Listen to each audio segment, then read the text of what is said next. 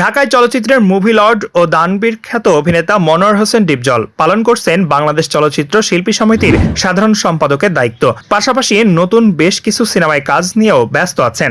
একাদশ জাতীয় সংসদ নির্বাচনে আওয়ামী লীগের মনোনয়ন প্রত্যাশী হয়ে নির্বাচনী প্রচারণায় অংশ নিয়েছিলেন তিনি। তবে ডিপজল আগে থেকেই বিএনপির সমর্থক, এমনকি বিএনপির সমর্থন নিয়ে কমিশনার হয়েছেন শোনা যায়। এদিকে রোববার 15 ডিসেম্বর তার ফেসবুক পেজে দেওয়া একটি পোস্ট তার রাজনৈতিক অবস্থান নিয়ে নতুন করে আলোচনার জন্ম দিয়েছে।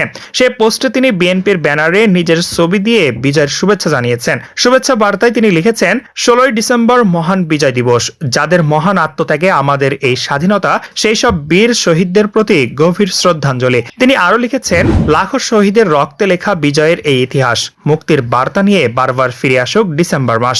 ব্যানারে শহীদ রাষ্ট্রপতি জিয়াউর রহমান, বিএনপি চেয়ারপারসন বেগম খালেদা জিয়া এবং বিএনপির ভারপ্রাপ্ত চেয়ারম্যান তারেক রহমানের ছবি ব্যবহার করেছেন।